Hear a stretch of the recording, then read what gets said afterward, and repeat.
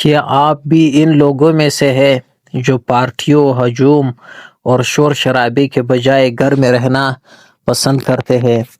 کیا لوگ آپ کو بار بار کہتے ہیں کہ تم بہت خاموش ہو، گھر سے باہر نکلا کرو یا اتنے سوشل کیوں نہیں ہو؟ اگر ہاں تو آج کی ویڈیو آپ کے لیے ہے، کیونکہ سائیکالوجی کے مطابق گھر پر رہنا وہ پسند کرنے والے لوگ اکثر عام لوگوں سے مختلف انداز میں سوچتے ہیں، محسوس کرتے ہیں اور دنیا کو دیکھتے ہیں۔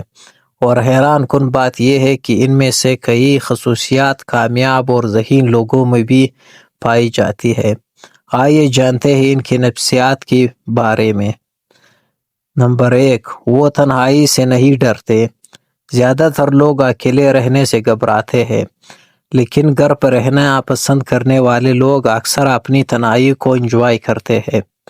ان کے لیے تنہائی سزا نہیں بلکہ سکون ہوتی ہے۔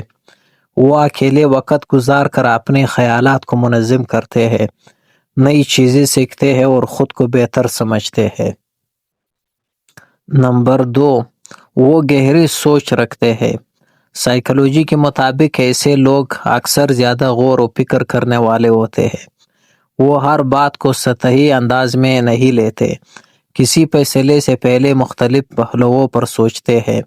اسی وجہ سے وہ جلدی فیصلے نہیں کرتے، لیکن اکثر بہتر فیصلے کرتے ہیں۔ نمبر 3، ان کا دوستوں کا دائرہ چھوٹا ہوتا ہے۔ گھر پسند لوگ عموماً سینکڑوں دوست بنانے کے بجائے چند اچھی دوست رکھتے ہیں۔ ان کے لیے دوستی کی تعداد اہم نہیں ہوتے، بلکہ معیار اہم ہوتا ہے۔ وہ ہر کسی کو اپنی زندگی میں داخل نہیں ہونے دیتے۔ نمبر 4، وہ اپنی توانائی بچاتے ہیں۔ ہر انسان کی ذہنی توانائی محدود ہوتی ہے۔ بعض لوگ دوسروں کے ساتھ وقت گزار کر توانائی حاصل کرتے ہیں، جبکہ کچھ لوگ اکیلے رہ کر اپنی توانائی ریچارج کرتے ہیں۔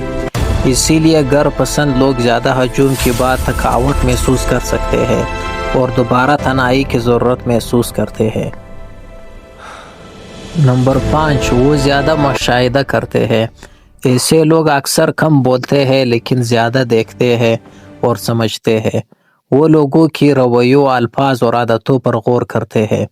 بعض اوقات وہ ایسی باتیں بھی محسوس کر لیتے ہیں جو دوسرے لوگ نظر انداز کر دیتے ہیں۔ نمبر 6، وہ خود مختار ہوتے ہیں۔ گھر پر رہنا پسند کرنے والے لوگ اکثر اپنی خوشی کے لیے دوسروں پر کم انحصار کرتے ہیں۔ وہ کتاب پڑھ سکتے ہیں، نئی مہارت سیکھ سکتے ہیں یا اکیلے وقت گزار سکتے ہیں۔ انہیں ہر وقت تفریح یا ساتھ کی ضرورت نہیں ہوتی۔ نمبر 7، وہ تخلیقی ہو سکتے ہیں۔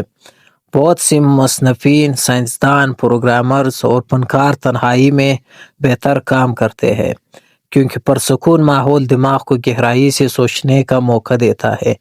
اسی لیے گھر پسند لوگوں میں تخلیقی صلاحیتیں زیادہ دیکھی جا سکتی ہے۔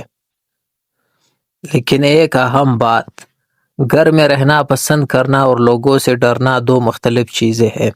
اگر کوئی شخص صرف سکون، مطالعہ یا ذاتی وقت کی وجہ سے گھر میں رہنا پسند کرتا ہے تو یہ ایک نارمل شخصیت کا حصہ ہو سکتا ہے۔ لیکن اگر کوئی شخص خوف، شدید بے چینی یا دوسروں سے ملنے کی ڈر کی وجہ سے خود کو الگ کر رہا ہے تو اسے مدد اور رہنمائی کی ضرورت ہو سکتی ہے۔